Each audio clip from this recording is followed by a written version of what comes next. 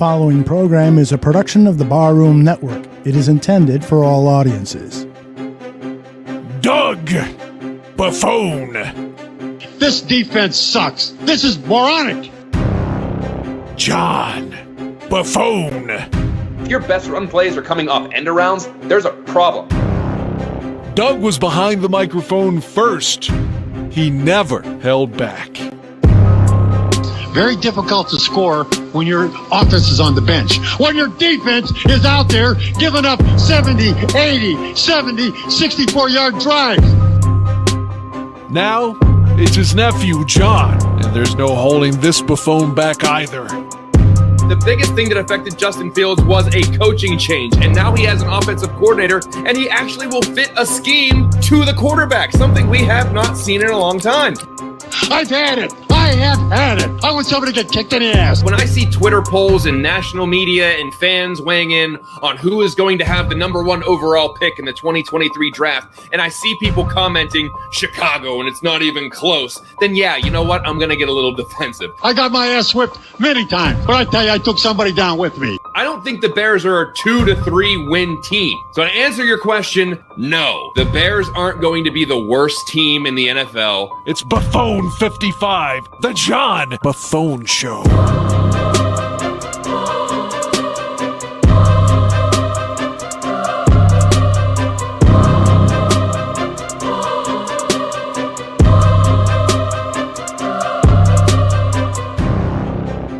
Hello and welcome to another edition of Buffone 55, a fast-paced approach at breaking down those lovable Chicago Bears. I'm John Buffone, and with me as always is my co-host and producer, Alyssa Barbieri. Alyssa, the Bears are 2-2, and they're coming off a game that was frustrating, and then it was boring, and then it was frustrating again. How are you feeling coming off that Giants loss? I mean, frustrating and boring, or those are the two adjectives I would use to describe it, and I mean, that's just not the game that you would want to watch as a football fan. I mean, in a lot of ways, it even felt more frustrating than the Packers game, like that loss, because they should have beaten the Giants. It was just ridiculous. And you sit back, you're like, man, I just spent 3.5 hours watching that game. Oh, man, that was brutal. How many people do you think watched that game that weren't Giants or Bears games? Honestly, like, do you think there were any? With all the games that were on, if you have NFL Sunday Ticket or your streaming games or whatever it is, how many people, unless you're a complete degenerate and you're betting on the under or you're betting on, you know, some of these prop bets or whatever, how many people really watched that game? Because it was just blah. I found myself as an invested Bears fan thinking, oh my God, this game sucks. but you know, you got to watch it. Yeah, I think maybe they tuned in the beginning and then they're like, no, I'm out. Like, I mean, this is not worth my time. And I mean, if we didn't cover this team, I mean, would we watch? No, probably not. But it is what it is. It's a new week. There's new hope, kind of. I'm going to try to be positive with this. Alyssa, we got a great guest joining us tonight to help us better understand the Kirk Cousins-led Vikings. But just in case this is your first time listening to Buffone 55, where you've been the last 6 years, by the way, can you give us a rundown of how this show works? Of course. So Buffone 55 has 3 segments, and we always begin with our guest. And this week, we'll be talking to Arif Hasan from Pro Football Network. That's followed by our B55 segment. That's when I ask John 5 questions, and his responses must be completed within 55 seconds. The 55 is John's way of paying tribute to the great Doug Buffone, his uncle, his mentor, and a man who played 15 seasons with the Bears and wore number 55. We then finish things up with a free-for-all that we call Buffone's Basement, where Aldo Gandia joins John and me, and the 3 of us have a little Bears therapy session, and there's plenty to discuss. So, John, take it away. Thank you, Alyssa. As you said, our guest is Arif Hasan, friend of the show from Pro Football Network. Arif, how you doing, buddy? Thanks for being on. Appreciate you. I'm good. Thanks for having me. Absolutely. So let's jump into this because this is a division game.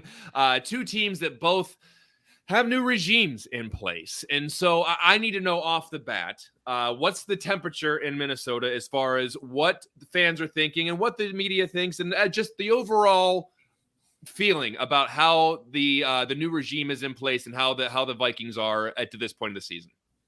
Yeah, I feel like I'm talking to somebody who just lost their house about how I just lost my job, right? Like it's two different things, but it is frustrating in Minnesota. People are frustrated. I mean, obviously the Vikings have a winning record, the 3-1. I think there's a really good sense that maybe they're not really a 3-1 team in spirit, right? Like it's difficult to really get a sense that the Vikings kind of deserve the wins that they have. They're I think I tweeted out they're 2-1 in moral losses, right?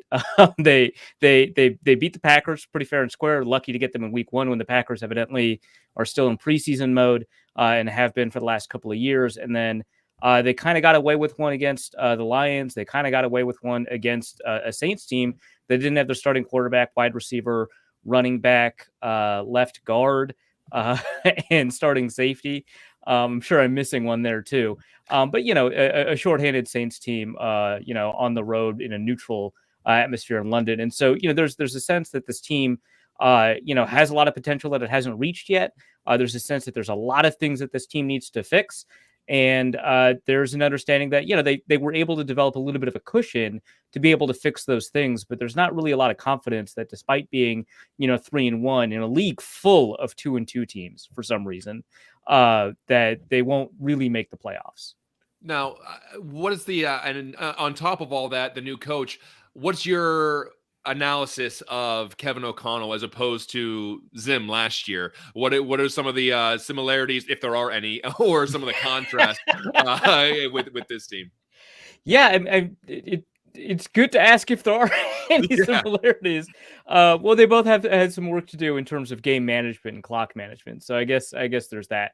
But I mean, Zimmer is at the moment, if you were to compare the two, probably a better X's and O's guy, much better at determining where players need to be, both on offense and defense, and kind of how to best enable those players to fit within kind of what the scheme is demanded them to do, what their talent allows them to do, right?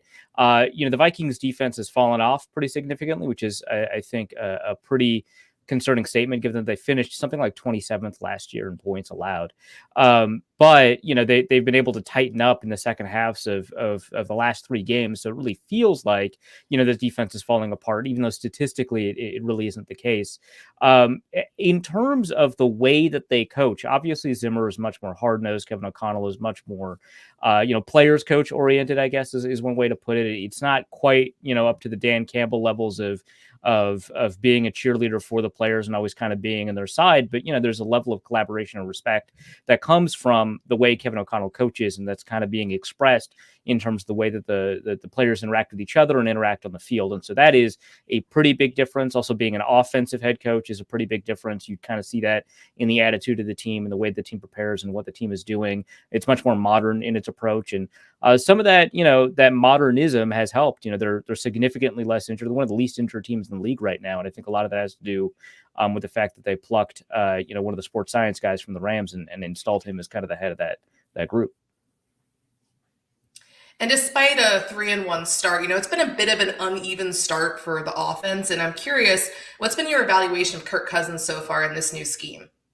Yeah, I think so far, this is the worst that Cousins has played since his first year in Minnesota in 2018, John DeFilippo, which is unusual, right? You bring in an offensive head coach that just kind of, coordinated some really great offenses for a Super Bowl winning team, Los Angeles, and they just haven't gotten on the same page despite having worked together before. Cousins is kind of missing some reads. He's not as accurate as before. I don't want to say he's inaccurate, right? He's always been an accurate quarterback, and you compare him to quarterbacks around the league, you'd still call him accurate, but he's not where he was last year or 2 years ago. And so there's a lot more to unlock, and I'm reasonably confident that that'll happen. I mean, he's a very diligent person. And so trying to uncover all the differences between, last year's offense and the timing in that offense and this year's offense and kind of all of the mechanics and the nuances there, that will come probably well before the end of the season. I would imagine, at least halfway through the season. And at that point, I think that the offense is really going to take off, but he's really missing a lot of open players. And it's something he's kicking himself for. He's talked about this a couple of times. And it's something that is pretty evident both on the broadcast and on the All-22. Now, sticking with the offense, now the Bears have one of the worst run defenses in the NFL, which is not encouraging with Dalvin Cook on deck. But the Vikings have seem to be a bit pass happy in certain situations. How much do you expect Minnesota to actually lean on Cook or Madison? And what are, I guess, is Cook still dealing with any lingering injury of any nature? Yeah, Dalvin Cook does have that shoulder injury that's going to keep bothering him probably for most of the season. It's part of an issue that he's been having for the past couple of years. I believe it's the same shoulder he injured the last 2 years. It's kind of a labrum injury. I know that he's not on the injury report, which means that he was essentially a full participant. He's not dealing with anything, but it's going to limit him for some time. And anytime Dalvin Cook has been injured, his production has dropped off a little bit, even when he's been healthy enough to, play, right? Whether it's, because his explosion is decreased because of an ankle injury, or he has to hold the ball differently because of a shoulder injury, that has dropped off a little bit. But I do think that they will want to lean on Cook in this game. I mean, we've seen in the past what the Rams have done in situations where there have been a lot of opportunities in the run game, and they've leaned on their running backs. I expect the Vikings under Kevin O'Connell to do something similar, especially because they do have high regard for Alexander Mattison and his ability to be a consistent running back and take advantage of some of the holes that might open up. I mean, the Vikings have been pretty poor in the running game thus far, at least, compared to, what they could be doing, what they've done historically. And Kevin O'Connell has brought this up of his own accord, unprompted, that this is something that they want to focus on and fix. And he's talked about a couple of times about how, he loves throwing the ball. He's a former quarterback. He knows that passing is more efficient than running, but he does want to run the ball more. And he's talked about that a couple of times too. So we'll probably see a bigger share of running back usage in this game than we typically see. And the Bears could be without top cornerback Jalen Johnson for the third straight game, which isn't good news when Justin Jefferson is coming.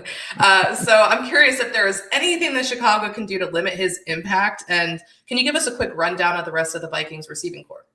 Yeah, sure.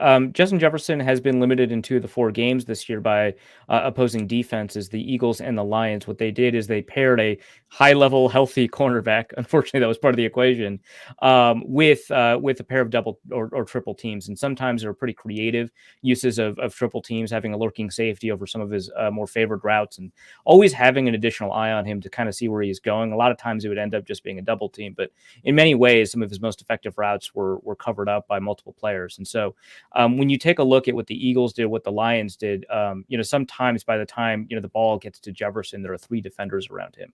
And so in those games, he had 46 and 14 yards, I want to say, something along those lines. But in games where that wasn't happening, he got 184 and 147. So it's kind of all or nothing, right? Yeah. Not looking good. I was going to say, I can probably guess which one this will be, but yeah, go on. Yeah. He's not bad at receiver. So when he doesn't receive a significant amount of attention from opposing defenses, he'll go off for a century, right? So there's that concern. The other issue, and this is one reason that I think Cousins has not been playing very well, is that the rest of the receiving core is extremely good. Like, Adam Thielen may not be the person he was 3 years ago, but I think that he's better than most wide receiver 2s around the league. He's a very good player.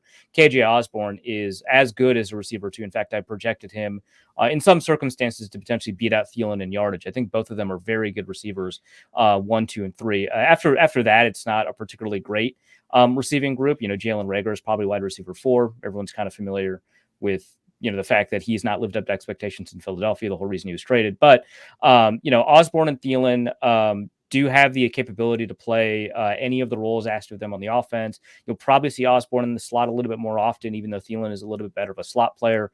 Osborne probably has the most speed out of the 2 of them. He'll be able to contest deep. None of them are 4-3 guys or anything like that, but they do have the ability to win deep. And so you'll probably see some combination of deep, intermediate, and short routes from the 3 of them.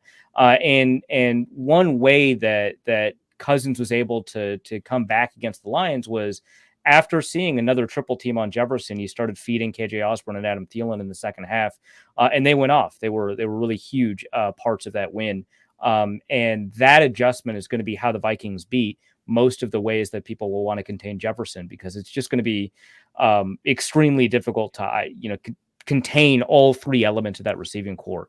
After that, there's not much. Dalvin Cook is I'm going to say overrated as a receiving back. He's fine. Fans probably think that he's better just because of his build and his speed, but his hands aren't all there. Irv Smith has been kind of a disappointment at tight end. His drop rate's higher than it's ever been. If he fixes that up, he'll be a reasonable threat. And then the rest of the tight end group is mostly blockers. So you really just have to watch out for those three guys. I wanted to ask you about Irv Smith because it seemed like this was a guy that maybe was going to be an emphasis. I don't know if it was hype or if it was actually thought of that they were going to really use the tight end this year. I've heard people say, let Irv swerve. I don't know what the hell that means. Maybe it's the whole. I don't love thing. That. Yeah, I'm just don't shoot the messenger. But was this a guy that Vikings fans or the Vikings organization had high hopes for this year, and maybe they're just kind of falling short? Yeah, I think that there's a combination of the two things. I think that the Vikings were legitimately excited about what he could bring, what element of the offense that he could kind of change. And then also, he's been absent for a little bit and, he was about to break out and then he didn't. So he was about to hit his breakout season. So a bunch of people got pretty hyped up about him. I will say, his drop problems are primarily the reason that he is not performing at a really high level. And he had thumb surgery right before the season. I have to imagine these are related. His drop issues never appeared as a big problem before for him. He seemed to have, for a tight end, about average or even a little bit better than average hands. So it wasn't a concern until this year. So, at some point, when things are fully healed or he kind of readjusts to the shape of his hands or however that process works, he'll, I don't know, man. Yeah. But he'll probably improve his catching technique and he'll be exciting again. The role that he typically plays is that he's a pretty good inline blocker, which I think a lot of people were surprised by, me included, and a really good seam runner. He ran like a 4.46, some crazy 40-yard dash for a tight end. He's not a great route runner, but he's a great seam runner. And so they'll put him on wheel routes or stretch seams. And he's a great complement to the rest of the receiving core because he's got the ability to punish defenses that try to, overcorrect and cover short routes. So that was the intended role, is to send him downfield. Not necessarily to be a red zone threat like a classic tight end, but to have him, change and alter the shape of defenses and create new mismatches. I don't know that that's happening right now, but I think that they're probably going to try to experiment with that likelihood, going forward until it clearly is not going to work. And Minnesota has given up just 7 sacks on Kirk Cousins through 4 games, which is among the best in the league. And I'm curious, what's your take on this offensive line so far this season? And are there any weaknesses that the Bears can attack? That's actually one area where I think that Cousins has improved pretty substantially. He's been a lot worse in a lot of areas, but this is one area where he's been a lot better. The pressure percentage is about average. If you just take a look at the amount of pressures he's seen, it's the pressure to sack conversion that I think it's like among the best in the league, which has never been true, for Cousins. He's never been awful at it, but he's never been among the best at avoiding sacks when pressure arrives. And the Eagles sent tons of pressure. The Lions sent tons of pressure. They both blitzed at over a 40% rate against him. And so he got hit a lot. But he was able to get rid of the ball quickly. Now, against the Eagles, sometimes they did turn into interceptions. So, probably could have taken the sack a couple of times. But in terms of, the way that they've avoided sacks, it's not because the offensive line has done a remarkable job. And, this is probably the best offensive line the Vikings have had in a decade, which is not saying very much at all. But it's still liable to give up pressure in one-on-one scenarios. It's still not great at picking up blitzes. It's really more about Cousins being able to avoid those sacks. And I expect that some of that's variance. I expect that some of that is probably going to decrease unless the offensive line improves. That said, I think that, right tackle Brian O'Neill, he's been playing at a high level. He always plays at a high level. Frankly, he's played at a high level. He's played at a higher level before, so there's actually more for him to unlock here. But Christian Darrisaw is playing really, really well. He's had some really good games against some really high-level players. It's really that interior. Ezra Cleveland is about average as a guard, so he'll get beat by some pretty good defensive tackles. Garrett Bradbury is playing the best football of his life, and he's still a pretty bad center. So I don't really know what to do with that. Is that a compliment? Yeah, I don't know, man. I hope he's happy, I guess. I don't know, but all that matters. Yeah, but he's giving up a lot of interior pressure. I think his PFF grade is good for once, but based on what I'm seeing, it's not particularly great play. And then rookie Ed Ingram is getting outclassed pretty consistently. I don't know if he's a bad player or if he's just a rookie that's just trying to get his feet, under him. But either way, right now the product on the field is really poor guard play. So that's really the issue, and it's also kind of one of the reasons the run game is not as exciting as it usually is. Line issues. I can't relate to that. Don't know a damn thing about that. Let's switch over to the defense now, because the only thing working for the Bears offensively is the run game. And with Luke Getsy's penchant for running the ball, can we expect a big game from Khalil Herbert, assuming that David Montgomery is not going to return? But will there be opportunities for the Bears to run the ball in this game? A penchant for running the ball seems like an understatement. we like to doll things up a little bit. Sure. Yeah.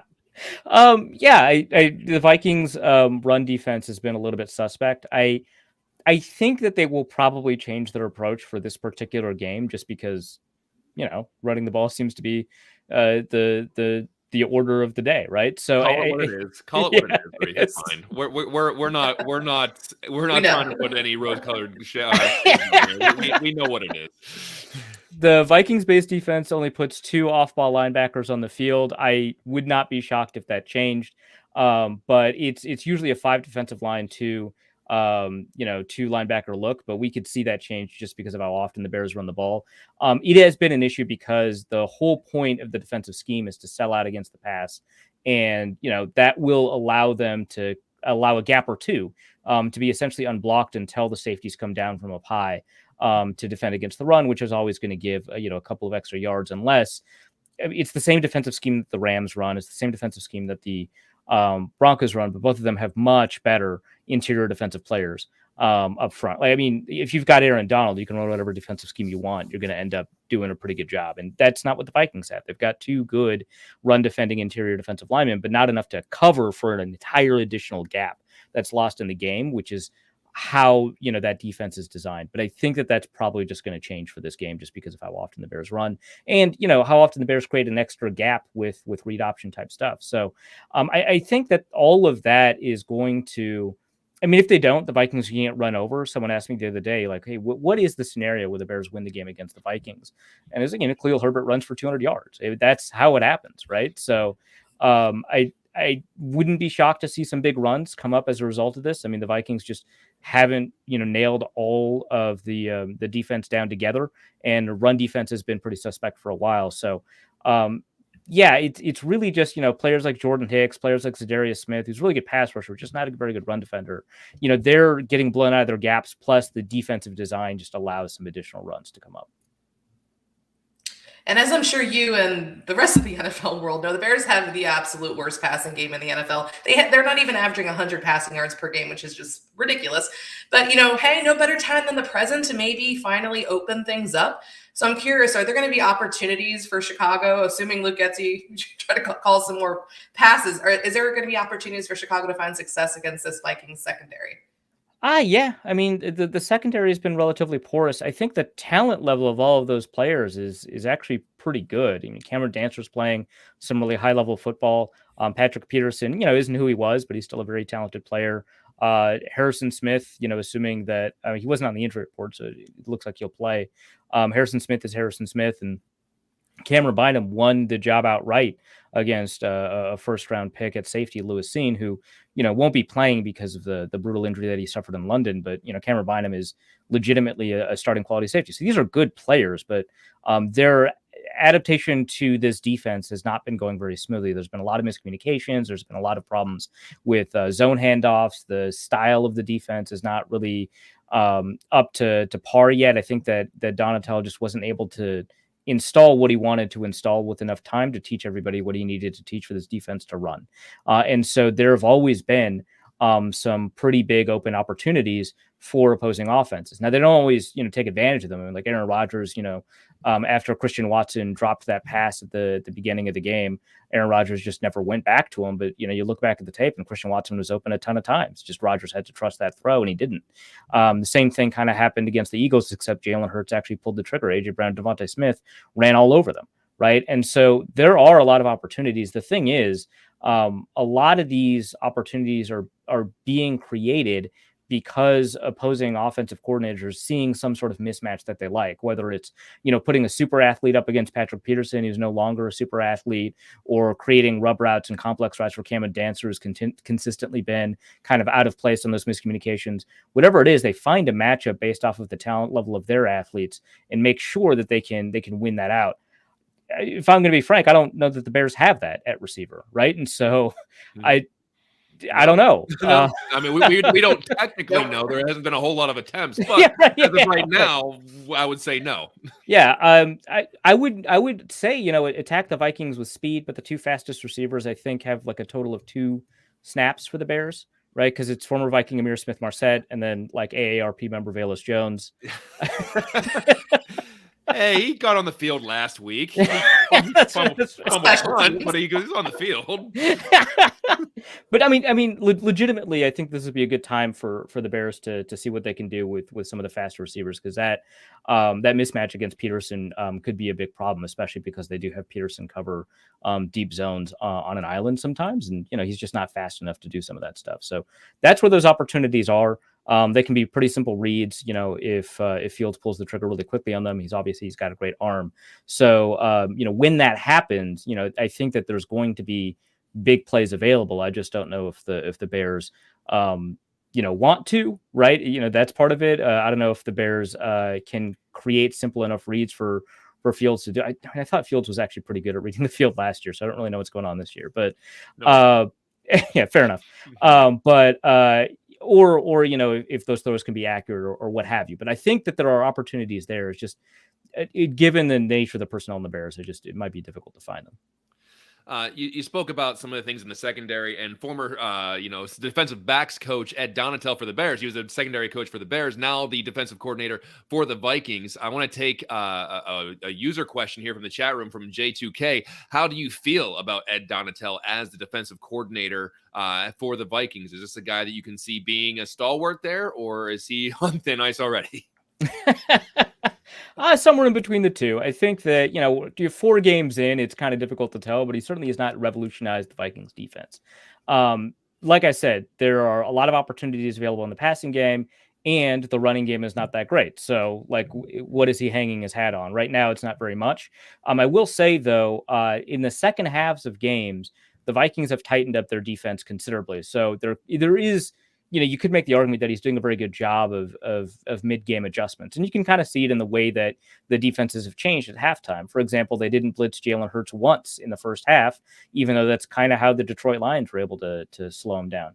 At the same time, the Vikings in the second half blitzed him 5 times. He went 1 for 5 on those blitz attempts. So, they've changed their approach at halftime. It's been helpful, but honestly, I think a lot of the halftime adjustments, they've been a little bit lucky. Things like forcing fumbles on special teams, things like, blocking punts, blocking kicks, things that are just not going to repeat themselves, game after game after game, have all come in the second half. That's not because Donatel did an adjustment that allowed the special teams to block a field goal or anything like that. That's just kind of some luck.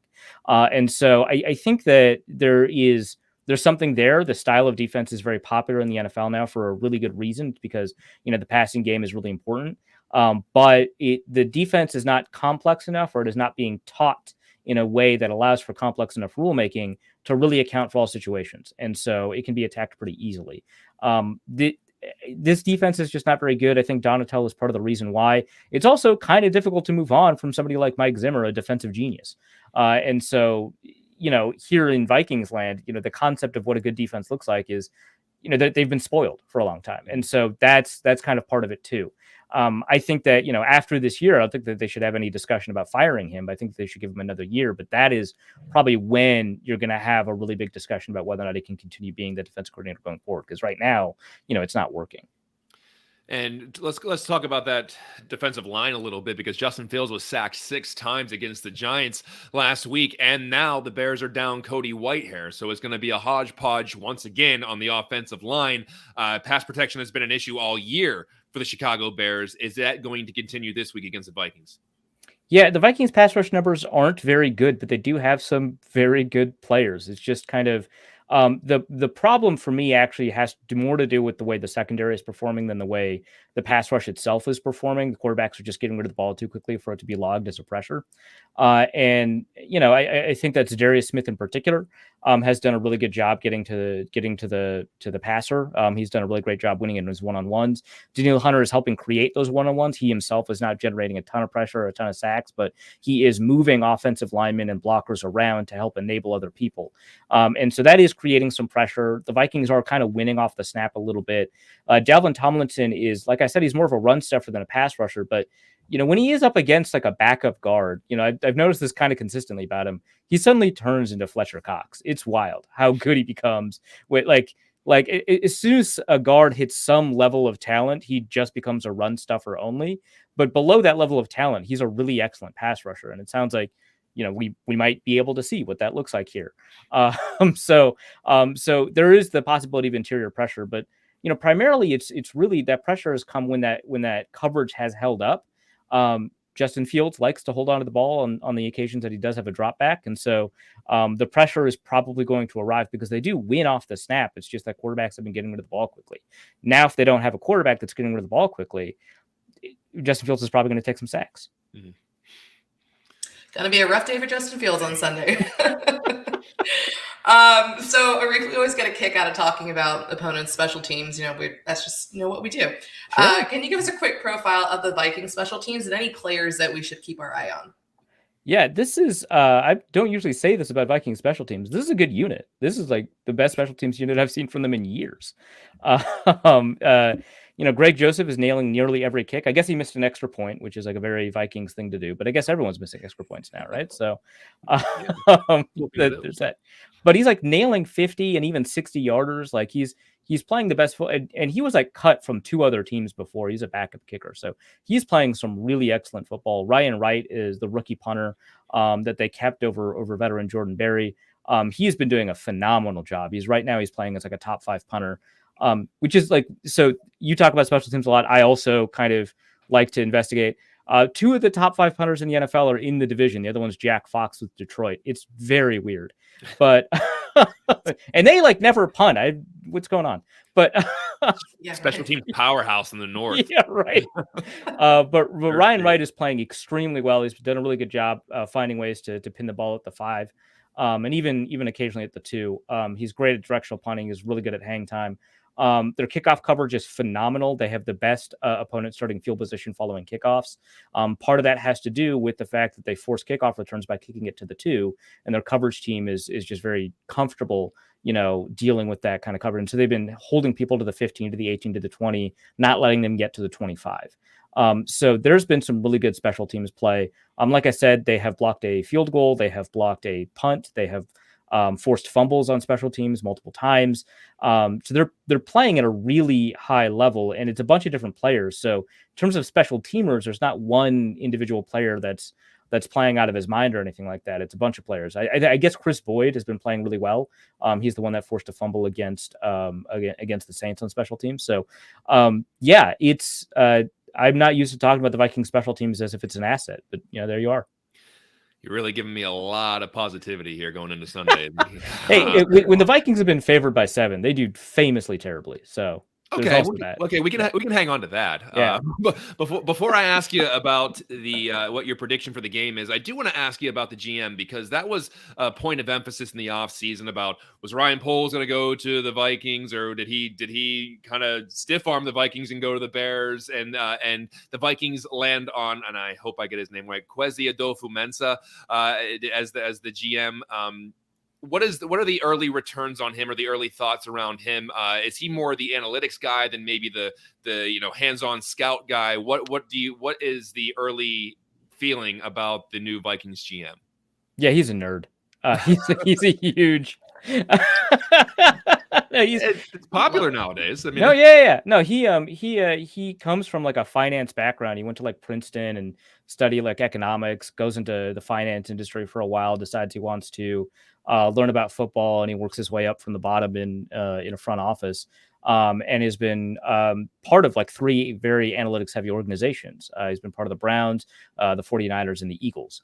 So it's just what he's steeped in. He doesn't have a ton of scouting background. He didn't, play football. He was a bench warmer for the Princeton basketball team. So, he's got that going for him. But, for the most part, it's, he's relying on the football acumen of the people around him. He brought in Ryan Grigson specifically because, he sees that as a deficiency of his own, skill set. And so he wants to bolster it, which, it's good to recognize those sorts of things. And so, I think that the decisions that so the goal or the vision that he had set for himself for the season is not one that I initially agreed with. I didn't like the idea of attempting to refresh the bottom of the roster while still maintaining a playoff window, because I just thought the Vikings should have blown things up. There's only so much you can do with a Kirk Cousins, right? And so, I thought, you blow it up, right? They didn't do that. They tried to walk that tightrope. But in terms of executing that vision, he has done, I think, a really great job in terms of, finding, undervalued players in free agency or in the draft, in, manipulating the cap in some way and creating creative contracts, in finding players that have one particular skill set, which means that they won't, be paid a lot in free agency, but it's the skill set that the Vikings need, shedding bad contracts. Like, in terms of the decisions that he's made as a general manager, I thought that he's done a really good job. And he hasn't really fallen into too many of the traps that you might expect some analytics front offices, like the early days of the Browns, where they made a bunch of really weird, poor decisions that were clearly driven by, an over-reliance on analytics. So, he's doing a pretty good job of kind of integrating all these viewpoints and trying to figure out what the team needs by talking to the football people, and then trying to see what tools he has available to him to try and resolve those needs. So, I like what he's done so far. There's always a risk that he can kind of get into his bag a little bit too much. I've seen that with every analytics organization. But, some of them bounce back really, like the Eagles, for example, have bounced back really well from that. It seems like he's on the right path. Obviously, year one, really difficult to tell. My understanding also, and this is like the shadow of a rumor, this is not me reporting, but my understanding is that one of the reasons that Ryan Poles may have preferred the Bears is because the Vikings might have wanted to extend the playoff window, and it sounded like Ryan Poles just wanted to have a little bit more control over what was happening. He certainly has the flexibility going in.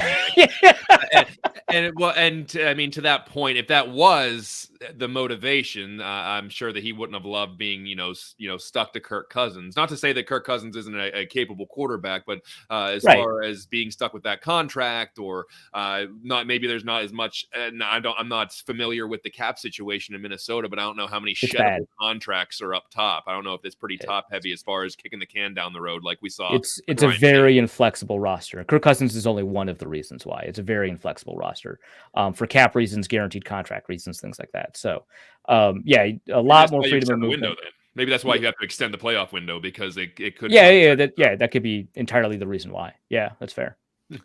All right, well, let's get down to brass tacks. I believe the Vikings are 7-point favorites as of right now, as of this recording. What is your prediction for the game? And be honest, because we'll know if you're lying. Brutally honest. Yeah. Okay, I don't think it's going to be a very high-scoring game. There have not been very many of those around the NFL this year. Scoring is down pretty significantly, and the Vikings are just not consistent. So I'm going to take the Vikings to beat that. I'm going to say 20-10 Vikings. I do think that the Bears will find a way to generate a touchdown. I think that they'll find a way to add some additional points, whether that's a safety or a field goal or whatever, right? They'll find a way to add on to a touchdown. So it's not going to be a clean sweep or anything, but I do think that the Vikings will score enough points to beat the spread. And I lied. We do have one more question that just slipped in under. All right. It's from the user. The Vikings just signed Kyrie's Tonga, Bears favorite. It was Tonga time until it wasn't. Is he a good fit for what the Vikings are trying to do? Tonga obviously fit better in with that 3-4 that the Bears played last year, and then they I believe moved him to the practice squad, and then they moved off into the Vikings. So what's any idea about what Tonga brings to the Vikings? He's immediately the biggest player on the roster, so there's that. You might as well have one of those, right? Yeah. The Vikings don't have a backup nose tackle.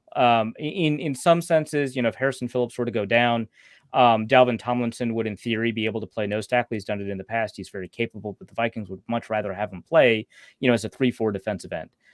Their nose tackle situation involves a couple of 290-pound players, and as you can imagine, part of the reason that the Vikings run defense falls off is because they have to rotate those defensive linemen, and you bring in a 290-pound nose tackle, and the dude just gets blown up. And so, I love James Lynch, but he was an edge rusher at Baylor, and he's a nose tackle now.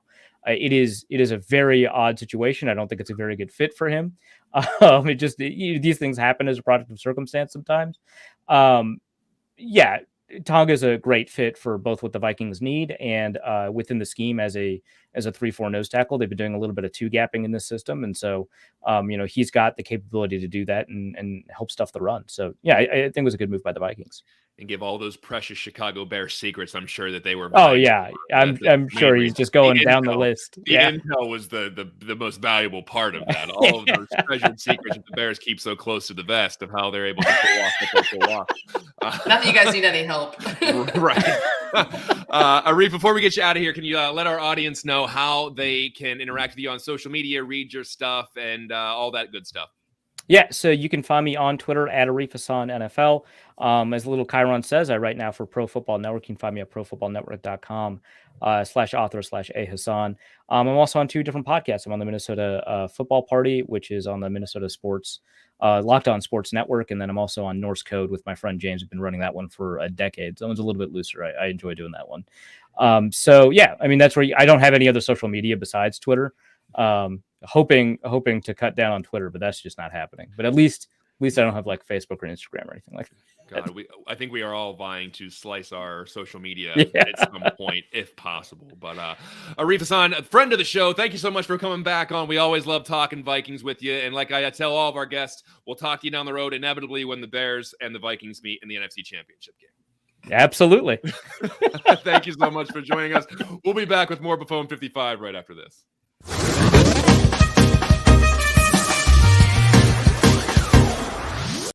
Sundays at the Barroom. We start off with Mike North and Aldo Gandia on the early Bears special. And then it's 5 Bears fanatics on the Barfly Tailgate Show. That's followed by fantasy football advice from 2 fantasy football experts. And at halftime and after every Bears game, it's Bear football. Subscribe to the Barroom Network now.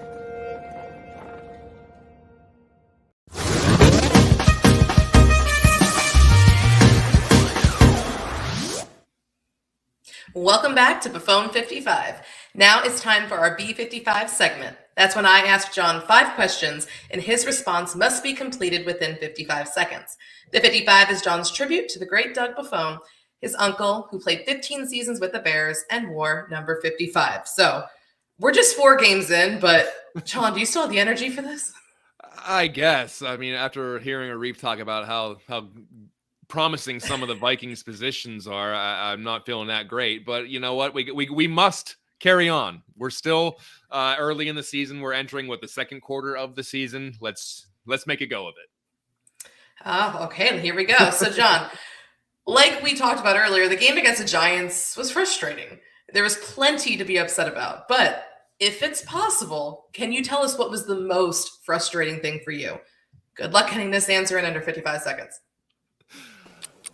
You nailed it. There was plenty to be frustrated about, but I guess if I had to gather all that frustration together and force it into one funnel, it would be that nothing seemed to take a step forward in that game. I know it's a rebuild year and there are going to be bad spots, but this is a game that you circle and think that the Bears can win. The offense didn't look any better. They couldn't get in the end zone. The pass protection was still bad. Justin Fields was unable to get anything going. And then the defense just got run all over by Saquon Barkley. And at one point, the Giants didn't have a functioning quarterback, and they were still moving the football. All of that to say, I know the Bears weren't going to be world beaters this year, but I thought they had enough in the tank to be Giants beaters, and they fell flat on offense, defense, and special teams. There wasn't anything to take away from this game that would make a fan say, yeah, we lost, but X, Y, and Z looked really good. It was a disappointment across the board. From the final score to the performance on the field, it was just deflating. Yeah, I'm right there with you because when we kind of looked at the schedule before the season and you try to circle wins, which is a little silly because you don't know how teams are going to shake out, but the Giants were definitely one of those wins that I had circled. And even heading into this game, the Bears and Giants were like identical teams. They had the same struggles, and the Giants were the ones that actually took advantage. The Bears just just collapsed. I mean, it was embarrassing. I mean, you expect to lose to the Packers, right? And I mean, that game they didn't even get blown out. But when you lose to the Giants, and in that way, like you said, all phases, there was no progress. It's one of those games where you're going to look back and be like, they should have had that one. But at the same time, keeping things in perspective, we're looking for a high draft pick. Maybe that's one of those games that ultimately helps him with a better draft selection. Here I am already talking about the offseason. Week 5, we're already talking about draft positions, and I'd be lying if I didn't say I didn't look at some mock drafts already. So, I mean, I'm right there with you. We're barely in October, and we're talking about draft position and mock drafts and all that good stuff. But I don't think we're alone. I think a lot of Bears fans are doing that right now. Yeah, absolutely. But and man, that was a boring game. Oof. Oh yeah. So both sides of the ball, actually all three, looked shaky last Sunday. There were some bad defensive miscues and the offense couldn't get the ball in the end zone. So if you had to assign more blame to one side of the ball, are you putting it on the offense or the defense? 55 seconds or on the clock? Well, I guess special teams could have been considered for this after that Bayless Jones fumble, but Michael Badgley, who was signed off the street the day before the game, accounted for all the Bears' points, and his reward was getting cut, by the way, and I'm guessing he knew that going into the game, but still, poor guy. But back to your question. As bad as the defense looked at times, I have to say this is on the offense. You have to score more than 12 points in an NFL game in 2022. Even though the defense couldn't get off the field in some pivotal moments, it's not like the Giants scored 45 points. They scored 20, and the Bears managed just 4 field goals. I get the defense is supposed to be the strength of this team aspect, but listen, 6 teams scored less than 20 points in week 4. Guess what? All 6 of them lost. You have to find ways to put points on the board. More importantly, you have to find ways to get the ball in the end zone. You aren't going to win many 12 to 10 games in the NFL anymore. It's just not structured like that. Yeah, I'm right there with you. I mean, the fact that the defense had such a bad performance and they still held them to 20 points and kept the offense in it until the end. I mean, this falls on the offense, like you said, going 0 for 3 in the red zone, which was shocking considering that they, before that game, the first 3 weeks, the Bears had the 5th best red zone offense in the NFL. And it's just kind of like what went wrong against the Giants. And you can't do that. That was a game where they can't afford that. You need to take advantage of those opportunities. So, I mean, yeah, the defense, there was especially that run defense, obviously. They have a lot to clean up as well, but the offense, and I mean, this is nothing new to us, John. I mean, this has been our entire Bears fan experience is watching bad offenses. But I mean, this offense just, I mean, is it worse than Matt Nagy's? Is it fair to wonder that at this point? Let's not go crazy yet. Let's take a holistic approach, and then we can kind of. There's a lot of nuance to this, but you're right in the sense that we've always, even when the Bears had phenomenal defenses, and in 2018 it was still pretty good in 2019 and the years prior they were pretty good defenses, but we held them to such a high standard because we knew the offense was not going to score that many points. So it was a disappointment if the opposition scored 23, 26 points. It's just like, oh, the defense played so poorly. Well, in today's NFL, 23 and 26 points isn't exactly a ton of points being scored. It's just that the Bears can't routinely score that many either. So we put a lot of emphasis on the defensive failings, even though the Giants scored 20 points. 20 points. You should be in that game. You should be able to win that game. And it just has not happened throughout the years where you have an offense that is sustainably putting up 20 or more points. It just doesn't happen yet. I mean, looking at the defense, it could be worse. You could be the Lions giving up like 30 points a game, but at the same time, they do have an offense scoring 30 points a game. The Lions scored 45 points and lost. So, I mean, that's today's NFL. That's where the game's at now. Absolutely. Well, again, the performance of Justin Fields has become a hot debate for media and Bears Twitter. Fields went an uninspiring 11 for 22 for 174 yards with no touchdowns and no interceptions. But it's been a rough season, to say the least, for this Bears passing game. But moving forward, what is your biggest concern for Justin Fields? You have 55 seconds. Well, I honestly think my biggest fear personally is that this developmental year does more harm than good. I still have a lot of confidence and hope for Justin Fields. I know the pass protection isn't good. And we know the weapons aren't good. So I don't think we can have a fully developed opinion on Justin Fields until at least next season. That being said, I am afraid he's going to get gun shy this year. I am afraid he's going to be quick to jump out of the pocket, even if it's clean, because he's used to running for his life. I'm concerned that he will start hesitating throws because guys aren't getting separation. I'm a little concerned he'll be quick to tuck and run because he's used to getting pressure in under 2 seconds. So at the end of the day, I'm not worried about just Justin Fields not completely elevating his game in 2022. I'm also a bit concerned that 2022 could be detrimental to his development. So if and when Ryan Poles does surround him with talent, it's going to be a little too late, or at least not as good as it could have been.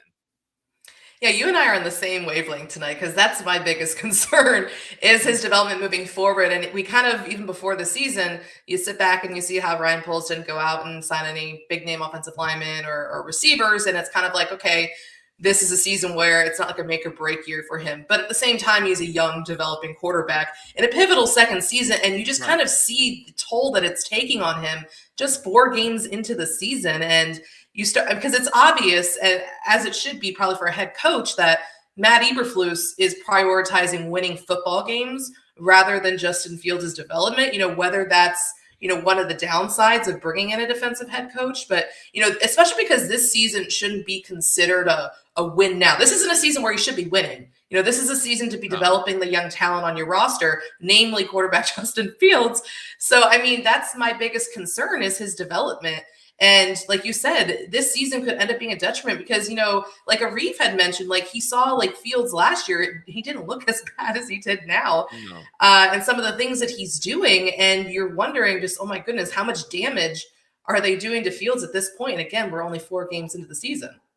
Yeah, and listen, I understood the mentality of Ryan Poles did not want to come out of the gate spending a ton of money on mid-range free agents because I think that he wanted to create this team the way he wanted to create it, and what he had to do was shed as much money as possible, eat this year where you still have a ton of dead cap, whether it's they're still paying Jimmy Graham, they're still paying Andy Dalton, they're still paying Nick Foles, they're still paying Danny Trevathan. Like all that money is still allocated to guys that aren't even on the team. And so this was always going to be that rough year where you put up with the dead cap and then you have a ton of flexibility next year, whether it be through the draft or through free agency.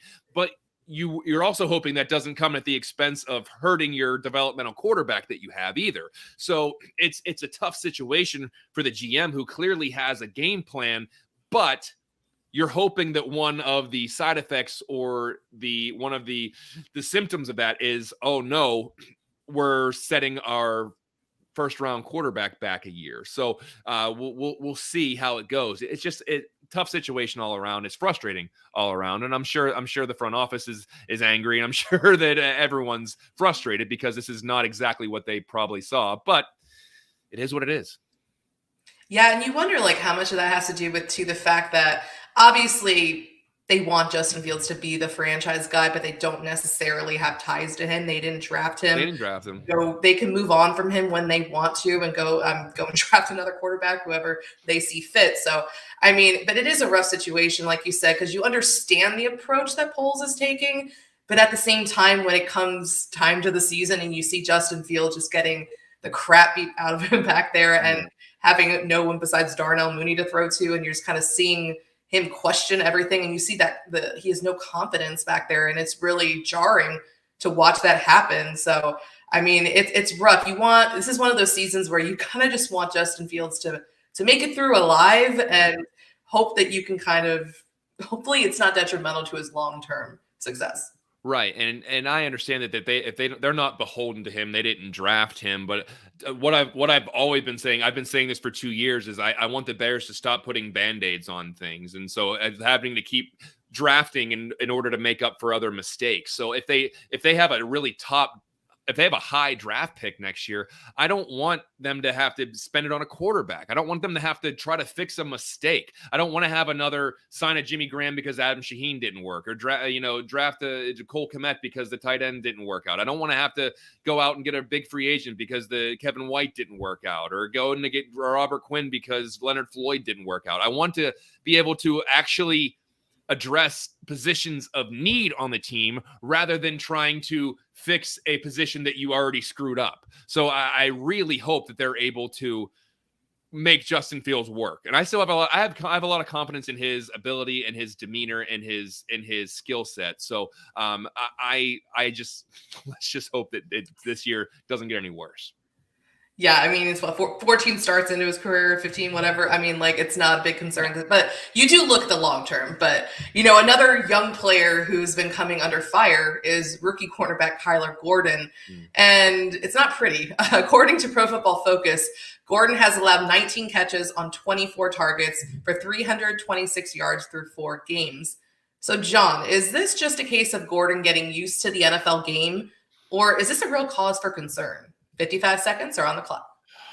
Well, he is coming under some fire, and I think a lot of it has to do with fans saying, hey, we could have drafted George Pickens or some other wide receiver here. So I think it's kind of funny that even the offensive struggles are playing into this scenario as well. But you mentioned his catch target stat, and I think a large number of those catches are coming whenever he's in the slot. And I know they want to be able to move Gordon around and have him playing both on the outside and in the slot. But the NFL game is hard to learn, and I'm sure it's even harder to learn all the tricks and tips on the outside and in the slot. So maybe the Bears are just asking too much of him right now as a rookie. Maybe they just keep him on the outside, let him perfect that, and then if you want to tinker with it and see what you got in his flexibility, go for it. I still have high hopes for the kid. He has shown his athleticism on some plays. He's only 4 games into his career. Let's allow him to at least have a season before we decide whether or not he's a bust. But I know some fans were expecting more given his draft position. Yeah, definitely. And like you mentioned, we're again on the same wavelength. I mean, I think that they're asking a little too much from him. They need to stick him to one position. Kind of going back to, I think it was minicamp or OTAs, defensive coordinator Alan Williams said that they were going to start him on the outside because they didn't want to put too much on his plate. And then it kind of seemed like things really sped up in training camp where they were moving him inside and outside. And it kind of seems like they could be rushing this. And this is where like Matt Eberflus and you wonder about him developing young talent. You don't want to put too much on his plate, ease him into it. So, hey, maybe you start him on the outside, like solely on the outside in the beginning of the season, and then kind of ease him into playing both roles, So, because it just kind of seems like he's overwhelmed right now. Sure. And obviously every team, as they should, is picking on him. Mm-hmm. And that's not going to stop, and that's definitely going to continue. And then there's the issue of Jalen Johnson probably missing a 3rd straight game. Don't have a lot of options anyways. So, I mean, it's a brutal start for him, but again, early on to his career, I'm not losing hope, but I mean, I think that the Bears can do a lot to help him and to maybe take some stuff off of his plate. Once again, very young player, 4 games into his career, a lot of pressure on him. Let's pump the brake. I know it's tough to pump the brakes, but patience is tough. I get it. Trust me, I get it. Especially because when Jalen Johnson came into the league as a rookie, he just kind of like thrived right off the bat. So that's not going to happen for every player. So we have to keep that in mind, and we need to be patient with Kyler. 100%. Couldn't agree more. Okay, so John, we're going to finish with this. Most fans assumed that this was a rebuilding year for the Bears. However, some are frustrated enough that they are questioning the direction of this very young regime in Chicago. So John, where do you stand on this rebuilding year? No clock for this one. Let it out. Well, it's tough. Anytime you have a real rebuild year, you try to temper your expectations because you basically know your team likely isn't competing for a playoff spot, let alone a championship. But once the season starts, it's hard to hold back that emotion. You wait 7 to 8 months for the season to start. The anticipation builds up, and your friends that are fans of other teams are excited. And then your team plays poorly. And while you tried to mentally prepare yourself for that, it's still incredibly frustrating because football season only comes around once a year, and it's hard to convince yourself that everything's going to be better in 2023. And when people preach patience, I understand that's not an easy ask. Look what patience has gotten Bears fans the last 37 years. So yeah, I think some of the frustration is understandable. And Danny Shimon made a really good point on Bear football after the game. He asked if we would still be as frustrated if the Bears were losing every game, but Justin Fields was throwing for 250 yards with 2 touchdowns and maybe 2 or 3 interceptions.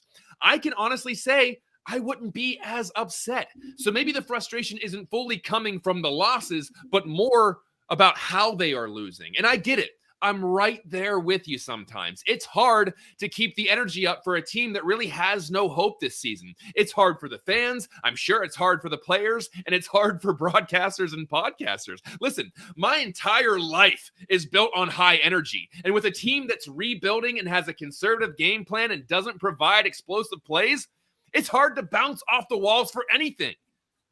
But I'm going to try to be patient because, quite frankly, what else is there? We'll be back with more Buffone 55 right after this.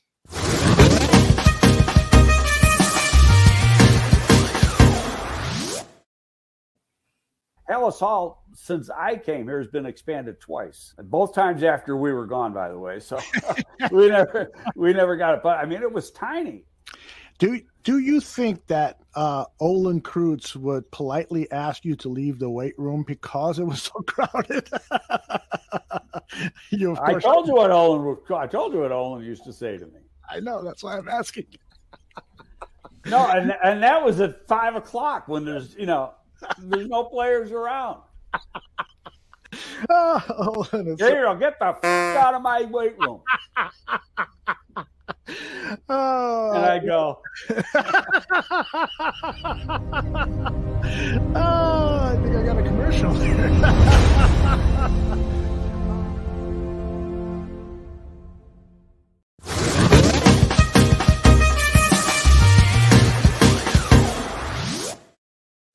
Welcome back to Buffone 55. It's time for a segment we call Buffone's Basement. That's when Alyssa and I sound the trumpet and try to wake up that old curmudgeon, Aldo Gandia, part of the Barroom Network. Aldo, you awake? How you doing, bud?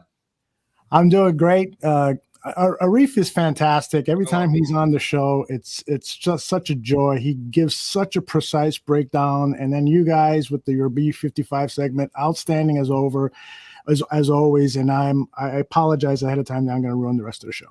Well, you know what? We're Bears fans. We're used to disappointment, so we appreciate being on. Let's start with some of the concerns because we talked. Alyssa and I talked about this to some extent in the B55 segment. But Aldo, I'm interested to hear your thoughts on this. 2022 was supposed to be the big developmental year for Justin Fields. This was whenever he was going to get in Luke Getsy's offense. He was going to learn it, and he was going to make strides. And then next year, man, it's going to just, hopefully take the league by storm. That was the golden scenario here. But now with 2022, the way that it's unfolding with the Bears game plan and what's going on with the weapons and the offensive line and the pass protection, do you think 2022 could actually be detrimental to him? Yes. Absolutely. There's nothing worse for a young quarterback than to be pummeled and not feel comfortable in the pocket when there is a pocket. He's not feeling comfortable in the pocket because of there's a lack of trust in the team. And it's funny that at today's press conference, he was asked the question, what are the takeaways that you can take from this last game that you can build on? And he said there were, I'm paraphrasing, there were a few times where the protection was good. So in other words, he's saying most of the time it's pretty bad. The other thing, and I want to show you something that has transpired. One of the big plays in Sunday's game was this miss by Justin Fields. The play was 4 verts, 4 wide receivers on the team, and all of them going vertical down the field. And Justin Fields missed a wide open Darnell Mooney over the middle. Now, I've added some graphics on here to help with the explanation because there's some football jargon here. So I'm going to play Darnell Mooney's explanation and then Justin Fields' explanation, and then we can talk about it on the other end. That's where it comes like a hassle of just like trying to learn the playbook so much. So last year we had that play call as well. It's called special. And number 3, like if you see cover 2 or whatever, you can split up the seam.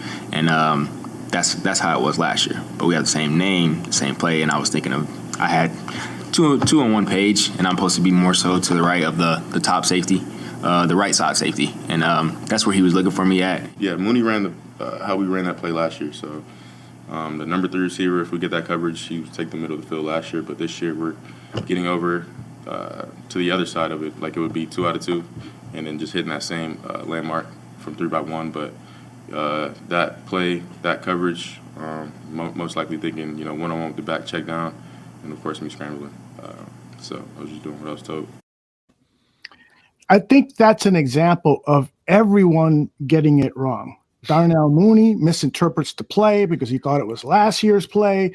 The coaching staff not making it more distinguishable that this is the same play, but it's a different call, so we don't want you to confuse it with last year. Justin Fields for not ad-libbing and seeing that he's got a wide open receiver down the middle of the field. The offensive line, although the protection was good there, but as we've been talking about, the protection doesn't allow him for a level of confidence where he'll stay in the pocket and find that freelancing wide receiver down the middle of the field wide open. I mean, there's a lot of blame to go around, and I'm worried that Justin Fields is going to be the biggest victim out of all of these miscues. Yeah. Regardless, I mean, I think everyone's at fault for that, and I think it goes from the players on the field to the coordinator, because let's not just throw away the fact that this is a first time offensive coordinator. Maybe I'm not sure. First time play caller, I believe as well. In the pros, yeah. Pros. So everyone is learning on the job right now, and Justin Fields is learning a new system with a guy who's trying to install this system, who's never really been in charge. Because let's just face it, he's in charge of the offense. That Matt Eberflus isn't really putting his touch on the offense. That's for sure. So this is Luke Getzey's offense, and so there's blame to go around. Let's not forget that he did pick up the first down on the scramble. That was a plus. He did scramble for 10 yards. Now, a touchdown would have been way better, but I think that this is another one of those situations where it's just everyone's on the wrong page. everyone is not gelling yet, and you can chalk that up to growing pains and chalk that up to the situation. You're hoping by midway through the year, at the end of the year, that stuff doesn't happen anymore. And it did. I mean, it didn't lead to a fumble or an interception or anything like that. But you're hoping that those plays turn into 7 at some point. And so,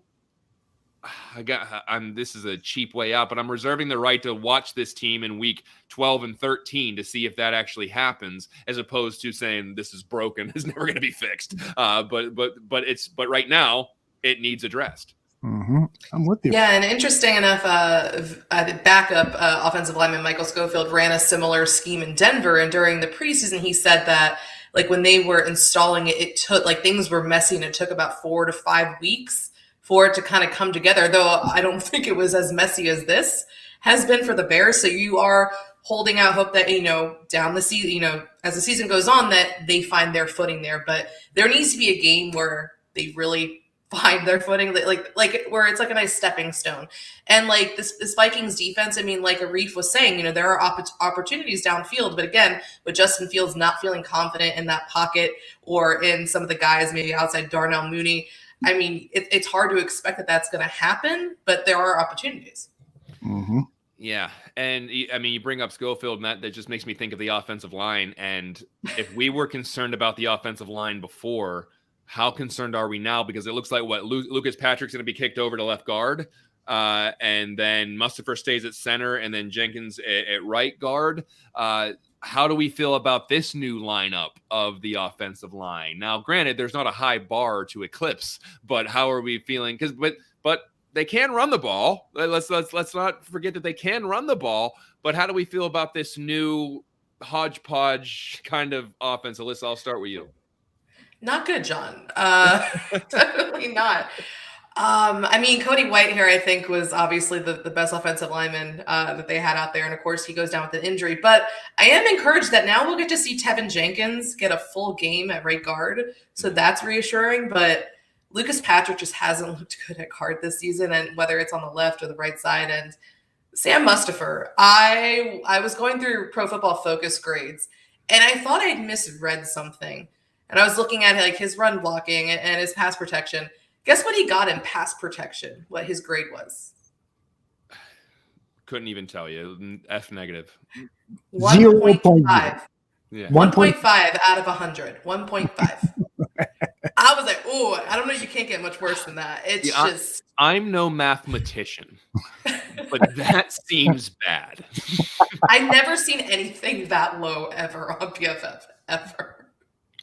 Yeah, it's and everybody is talking about let's get Mustafa out of lineup, let's put Patrick in at center. Is it really going to be any better at all? And a lot of people have been calling for Dieter Iceland, and now I'm sort of jumping on that bandwagon.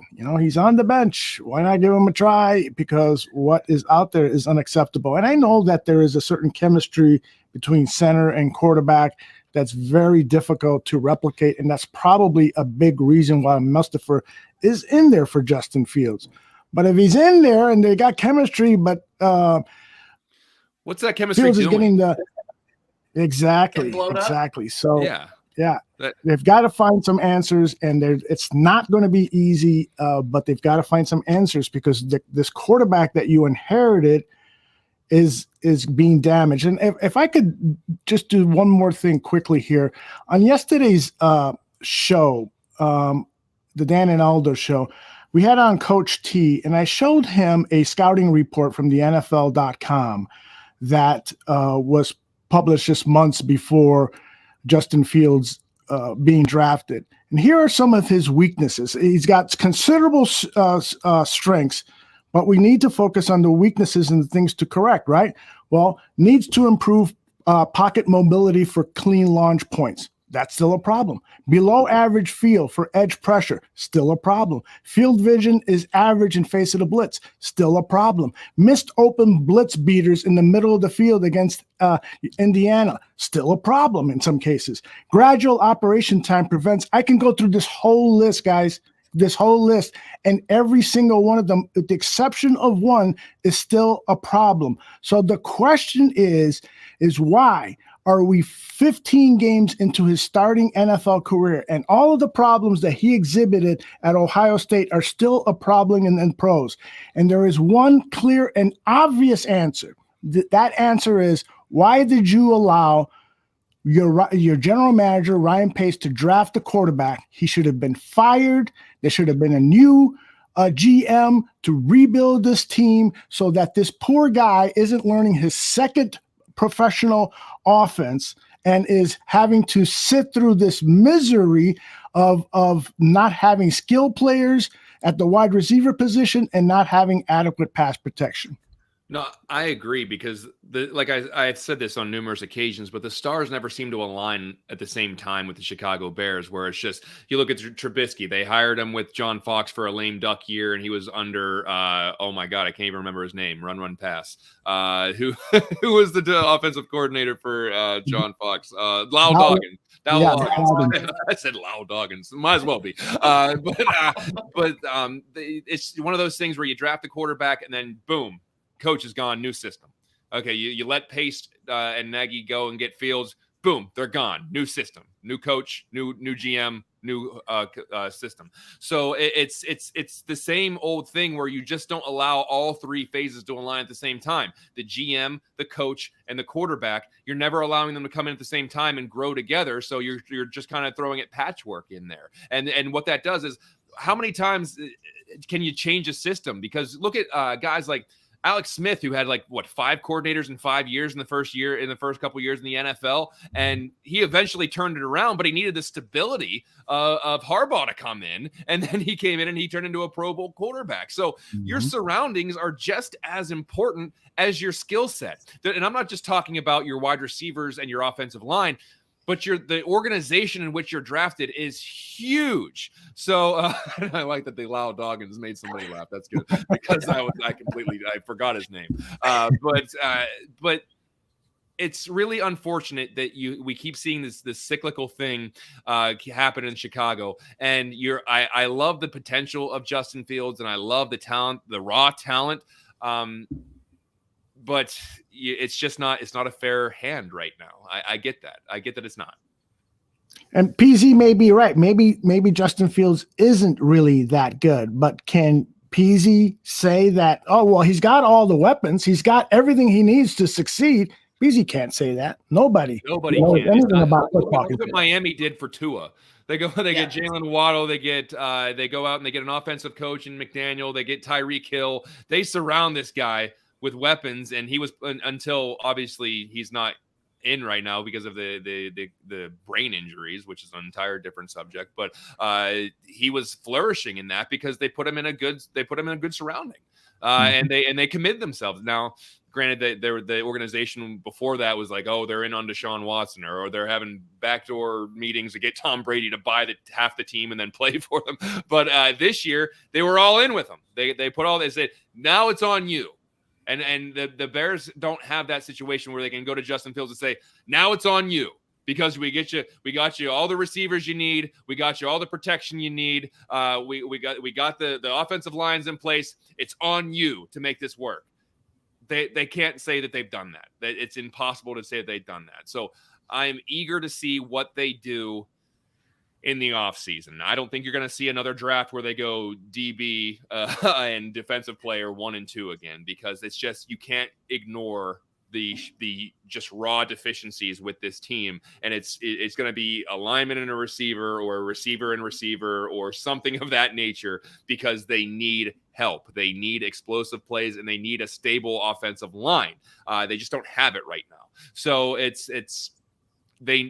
I'm hoping, and I know the hope and the patience thing does not work well with Bears fans. And why should it? And it hasn't happened in 4 decades. The patience has not paid off. But I'm hoping that after this season, where they're going to be in a much better position to succeed. And the Dolphins have the perfect blueprint too for that, like you were mentioning. Mm-hmm.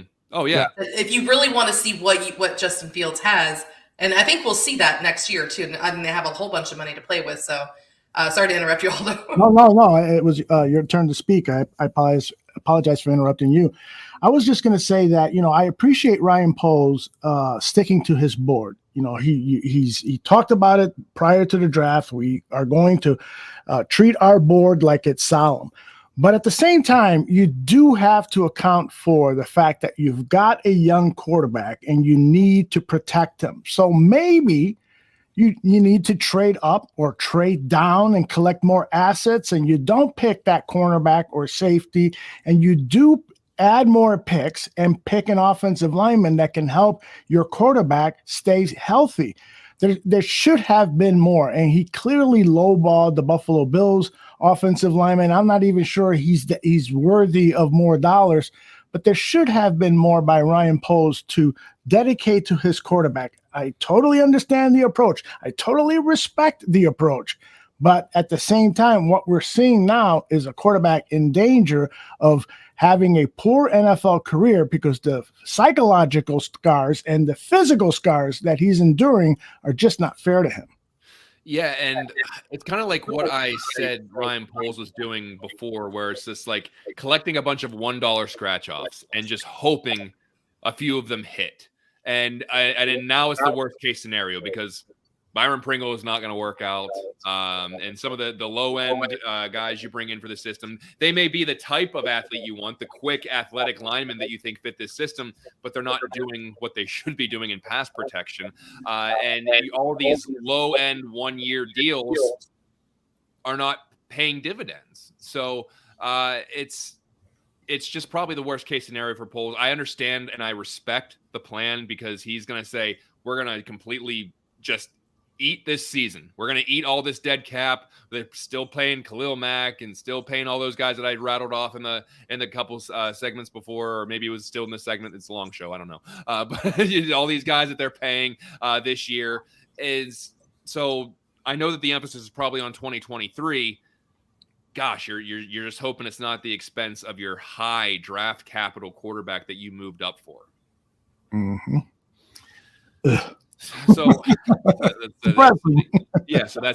that's really promising. Way to keep it lively, John. Yeah, I know. Yeah, that high energy I keep speaking Optimistic. of. Although I wanted to get your opinion on Kyler Gordon too, because Alyssa and I talked about it in B55, and you've mentioned it on Bear Football and a couple other shows that maybe the Bears are asking too much of him.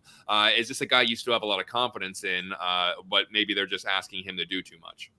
Yeah, there's been people who I respect who have put up tape on Kyler Gordon and have praised his play or his skills and his capabilities and his athleticism enough for me to forgive what we have seen on the football field so far.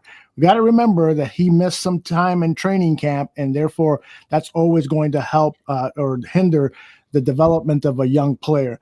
But I do believe that there are certain things that defensive coaches could do to help him out a little bit, and having him play those two positions, the slot and the outside, might be too much for him. But overall, I still have a lot of confidence in Kyler Gordon, and I really do think he's going to turn out to be a heck of a player. Listen, I think we were kind of on the same page there, where it's just, it's pretty early to be like, this guy's a bust. But I honestly think that it wouldn't be this big of a talking point if they didn't have such offensive deficiencies, because the number one argument is, well, we could have had George Pickens, or we could have drafted an offensive player at that position, but we took a cornerback, and look, he's not setting the world on fire. So not only is he battling some of the, the defensive pressures that he's under, that he's being criticized for, but what big argument is, hey, we could have had somebody else on the offensive side of the ball, but we chose you. And so I think that's a big talking point there, is because I think a lot of fans are like, man, look at how bad the receivers are. We could have got somebody to at least help out there. And it's not like they didn't take a receiver. They took a receiver in the third round. He just hasn't been able to play, hasn't been able to get on the field, which, hey, what are your early returns on Velus Jones, guys? What do you think? What do you think about him? Go ahead. Too early to know. I mean, he wasn't out there on offense, so I mean, I'd like to see him obviously a little bit more involved. Whether they're kind of playing it, on the safe side with him coming back from the hamstring injury, but I mean, he showed that he's got the speed and playmaking ability. I mean, muffing that punt, that's not going to help him, but it's not going to make or break his career. I mean, he's a young kid. I mean, he's a young 25-year-old kid. So there's been plenty of time for him to. I mean, I'm excited to see more of him. It's hard to kind of go off of one game where he was exclusively on special teams, but I mean, we'll see. I mean, if Velus develops into a really solid receiver for this team and for Justin Fields, then we look back. I mean, it's like the revisionist theory, like right, looking back, okay, yeah, could have had George Pickens instead of Kyler Gordon. But if Velus Jones ends up panning out, then we're not really having that conversation. Right. Yeah, you need to see him Sunday on the football field when the offense has the ball. You have to script out 2 or 3 plays for him, some bubble screens, get the ball in his hands, and let him show us what he can do with that speed. And you throw him out there on special teams again, and don't worry about it. He made a mistake. Darnell Mooney said, this guy's going to score a lot of touchdowns for us. He's going to be fine, and I'm going to take Darnell's word on that. Somebody's calling me. Aldo, are you broadcasting from a 1995 insurance office? I haven't heard that. I haven't heard that kind of ring. You have a landline? Sometimes, is it? Yeah. You have a landline? Oh my God! I've been telling my wife for 10 years, let's get rid of our landline, and she goes, "You never know, we might need an emergency." This is the first time I picked up. I might need to call you when you're on a podcast. Answering a landline during a podcast. Well, isn't that generations just colliding right there? Thank you for calling Barroom Insurance. How may I help you? How may I help you? A couple more things here, guys. I talked about what a rebuild meant to me and how it's hard to have patience and how we understand what it is. And it's frustrating because maybe the way they're losing rather than the fact that they are losing.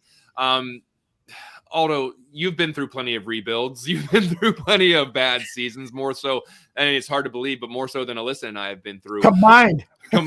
Combined. So in your experience, when you have a season like this, what is the right mentality to have? whenever the Bears weren't really going to compete for anything this year, but man, it still is not pretty to watch. Yeah. Well, and that's the thing, you want it to at least be pretty to watch. And so I highly recommend that you look at this season as a building block. And if you can't do it that way because you're such an ardent fan and you demand instant gratification, you need victories now, then I suggest that you take up reading or golf or something. I don't know. Maybe Bulls, but I don't know about that either. Something way less stressful. Yeah. I mean, really, it's the only way that I have been a fan this long is always trying to find the positives. The team is playing hard. during the Dave Wannstedt era, I used to tell my friends, yeah, but the team is playing hard, and they would make fun of me and stuff. But those are the things that I look for, and I know that's not going to work for everybody else. But I'm hoping that we see some individual improvement from player to player to player, and that there is enough here for Ryan Poles to then in 2023 add to, and that we can get back into the playoffs. I mean, and this is still a 2-2 team.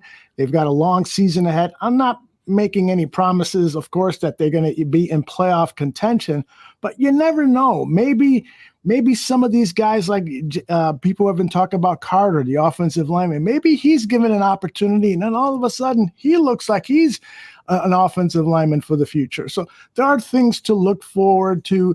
But I do think that by the time December comes along, I would tell your spouse you're going to go out there and do some Christmas shopping with them on Sundays. Yeah, Sunday's not going to be a must-see TV towards December and January. I won't have that luxury. True. None of us will, really. Oh, no, we won't. Yeah, we won't. Yeah. What does it mean to you, Alyssa? Because you're kind of in the same age range as me, where it's just like we've been through some bad seasons, and we're tired of waiting. And it's just like, I think I saw this, I saw it in the chat room, and I wish I would have started, but we're trying to, microwave this slow cooked meal kind of thing, where we're trying to hurry up and get why isn't it already 2023? And why aren't the Bears great right now? We know what we want. Why isn't it there right now? And so is it just a case of patience?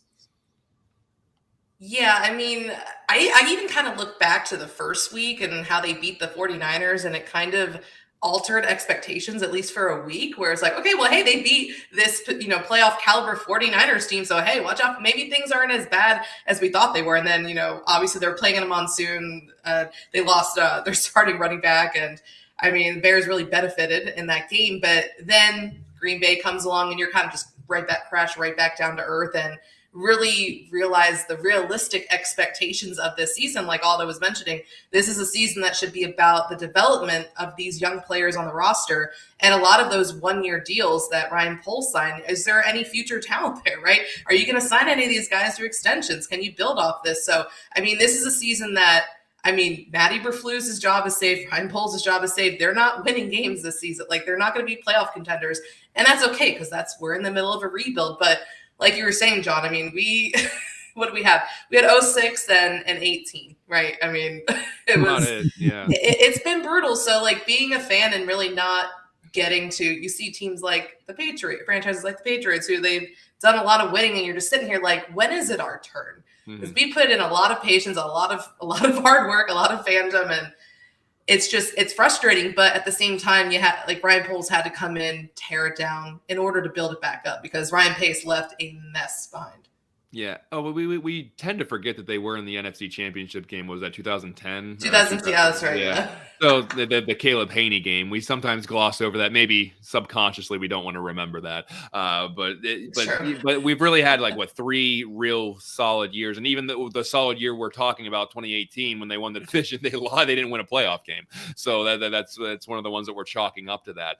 One thing I will say is that I am interested to see what they do in the offseason, because as we've said numerous times on this show, the free agent list at receiver sucks. So I would imagine they're going to spend some draft capital on a receiver, or try to move some multiple mid-round picks to trade for somebody who's disgruntled somewhere else. I keep saying Mike Evans just because I assume Tom Brady's not going to be in Tampa Bay next year, and maybe they trade for someone of that caliber. I don't know. I have no information on that. I'm just hoping against hope that they could maybe bring somebody in. So maybe they would have someone like a Mike Evans type quality with a high-end draft pick with Darnell Mooney and Bayless Jones. That sounds nice. That sounds good. And then whatever they can maybe get out of N'Keal Harry, if he comes back to play and shows some promise, maybe he's the other guy. And then all of a sudden you have a pretty formidable wide receiving core that you redo in a year. That's the hope that we have. Now, is that going to happen? I have no idea, but we're at least hoping that. So the last thing I do want to talk about before we get out of here is, let's talk about the actual game, because we are previewing a game against the Vikings. What would it take for you to say that this was a productive game?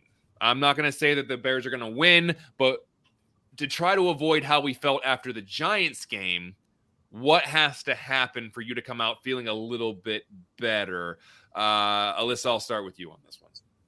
I mean, I think it's going to be all of our answers, but Justin Fields shows some kind of progress here, and the passing game kind of gets up and running. But I mean, it's kind of hard to have confidence in that. But I mean, that's what we all want to see. That's what this season is about, because we're not expecting them to go far. You really want to see, especially because of how we've seen Justin Fields be in these first 4 games, and he just kind of looks disheartened and he has no confidence. He's missing that swagger that he had at times last year, and this is a game where you'd love to see it come back, especially against a divisional rival like Minnesota, who, I mean, they are 3-1, but, like they've gotten off to a bit of a slow start too on offense. And their defense, has its weaknesses and can be beaten. And, you really hope, obviously, to see that Fields takes a step forward. And, I mean, I would like to see the run defense, kind of do something against Alvin Cook. I mean, the Vikings haven't run the ball as much. They are pass happy, but this is a game where you're going to run it because the Bears defense can't stop anybody. So, I mean, you want to see improvement in tackling. That's been a big issue with this. So, I mean, but the number one thing I think for me and for everyone is going to be that Fields shows some kind of progress.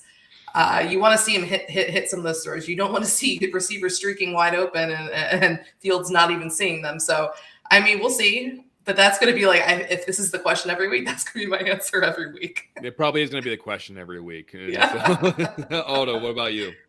Well, as miserable as last week's game was, we did see some improvement. We saw some sustained drives. Their very first drive was a 10-play drive. Unfortunately, they weren't successful in the red zone. Their second drive was a 6-play drive. Unfortunately, 6 plays and 77 yards, and the first drive was 65 yards. Unfortunately, that second drive, they weren't successful in the red zone. On the third drive, a 10-play drive, 53 yards. Unfortunately, there was a fumble. And the fourth drive was terrible. The fifth drive was a 7-play drive, and they got a field goal because, again, the red zone problem. So you want to see them improve on that. You want to see them get to 75% conversion of their red zone, but also continue that trend of now being able to move the chains. They showed some ability to do that against the Giants, and that's a good thing. And then also continue to build on the play in the second half. This defense is not allowed a touchdown all season long in the second half. So let's continue that and really button down, because that's why this team has had an opportunity to win at the end of every game. In the second half, in the fourth quarter, they've gotten it closest because the defense has held. And so you don't want to see them regress on that point and put Justin Fields in this offense down by a couple of touchdowns like they were against Green Bay and not having an opportunity to make a game out of it. Yeah, and for me, it's as simple as just saying score some touchdowns. I think that you just not to get in the end zone, and I feel like I've been saying this for the past 4 years. But if the field was only 80 yards, the Bears would be pretty good. But the problem is it's 100 yards, and so they need to be able to put the ball in the end zone, and you need to see some production from the quarterback, whether it's through rolling out on bootlegs or what have you. You just need to see something. I need something to grab onto, because that was such an uninspiring performance all around last week that I had nothing to hold on to. I had nothing to come out of that game and say, yeah, but this looked really good. I just did not have any of that. And I need something. I need something to come out of this game to say that took a step forward. That looked better this week. We can't go through another game where it's just like, well, they had a really conservative game plan and everyone didn't play very well. Like I can't do that anymore. I need, whether they win or lose, I need some aspect of this team to look like it got better. And if we can do that, and preferably the quarterback, but I'll take anything at this point. So I saw a comment in there that says, don't let Kirk Cousins run a bootleg for a touchdown. That's okay. If they do that, then I'm going to be really upset. So if we can keep Kirk Cousins, he's really fleet of foot. If we can keep him out from running for a touchdown, that would be great. So I just need to see an improvement by something so we're not having this exact same conversation, having the exact same show, having the exact same talking points as we're having right now, and we could be having, we've had for the last 2 or 3 weeks. We need something. So hopefully that'll happen. Alyssa, you should have seen John last week on Bears Football. Man. He was so tranquil. It was like he had taken Quaaludes or something. It's hard, Aldo. You know I'm a high energy guy. I'm like high octane. Gotta be just intense. How am I supposed to be intense about that? How am I supposed to be intense when nothing happened? Like, what am I supposed to be like? Just bouncing off the walls? Nothing happened. It's the most boring game, and they lost. Like, what? Like, I don't know how I'm supposed to just raise the roof, throw my computer through the window. Like, am I supposed to be screaming and yelling? Where it's just like, this was a boring game. This is a boring team. This is a bad team. Like, what? I guess I can keep trying to lather myself up like I'm doing right now to try to jumpstart myself, but I only got so much gas in the tank, Aldo. It's a long season. I'm running on E already. Help me out here. Give me something to get excited about, for God's sakes. All right. Oh my God. Now It's like you almost wish that they were bad. That game's you had something to get upset about. Just like, no. They could lose by 20, but if Justin Fields throws for 300 yards and 2 touchdowns, that's at least something to grasp onto. So we'll see. But listen, before we get out of here, because I'm spent now, I gave you everything I had. I left it all on the field for you, Aldo. Thank you. Before we close things out, Aldo, tell us about the 5,000 shows we have on the network this week. Well, I'll give you just a couple. How's that? Tomorrow, Greg and I are back on. We had to reschedule a couple of things this week, but he's back on. We're going to look at some tape. We're going to talk about that loss and look forward to this next game against the Vikings. I want to ask Greg about what he meant when he tweeted out after that Bears game that you can blame this loss on the offensive play calling. So I know that he's gone back and looked at the game, so I want to see if he still holds true to that. We are not doing the Bear debate next week because I got a personal commitment tomorrow, but then don't worry about it this weekend. On Sunday, as in one of our ads you saw, we've got wall-to-wall programming starting early in the morning, the early Bear special with Mike North and myself. Mike gives out a couple of winners. He's been on a hot streak lately, so if you're a gambler, tune in. If you're not a gambler, tune in because Mike is a great storyteller, has lots of laughs. And then the Barfly Tailgate Show immediately afterwards. 5 very passionate Bears fans talking football, and I'm sure there's going to be a lot of F-bombs in that. So if you are anywhere near a church or place, don't put the volume up. And roll those windows up. Exactly. Fantasy Football Goon follow. So if you're a fantasy football player, tune into that show. Joe Mandel and Adam Schaum do a great job of getting you ready for your fantasy football Sunday. And then, of course, it's Bear football. So, and I'll let John talk about that. Alyssa, what do you got? 5 million articles, I'm guessing. Yeah. As usual, 6 million. No, okay. But getting you ready for Sunday's game over at BearsWire.com. Not that it's going to make you feel any better about this matchup coming up, but we're being honest, keeping it honest. I mean, keeping it realistic expectations. But yeah, you can catch my stuff and my great team stuff over at BearsWire.com. Excellent. And as Aldo was alluding to, right after the game, Bear football, myself, Danny Shimon, and Tyler Gaines Ellis with Aldo in the background, giving raw emotions, win, lose, or draw against the Vikings. We will go on as soon as the scoreboard hits triple zeros. We will go live on the air to take your comments and questions and give our reactions and listen to the press conferences of Matt Eberflus and maybe usually it's Justin Fields, but whoever is a top contributor to the game will go to that as well. And then next week, we decided that we're just doing this tonight, but we're next week. Instead of Buffone 55 being on Wednesday night, because the Bears play on Thursday night, they host the Commanders, and we're going to have a special Buffone 55 pregame show leading up to kickoff on Thursday night. We will go over all the stuff that we like to go over here on Buffone 55, but we're going to do it right up until kickoff. We're going to get you all excited. We're going to get you all lathered up whenever you're going to watch that game on Amazon Prime or wherever you're going to watch it.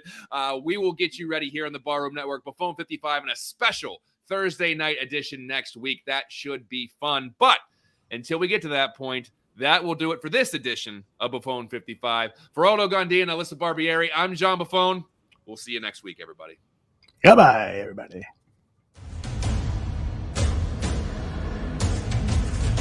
Thank you.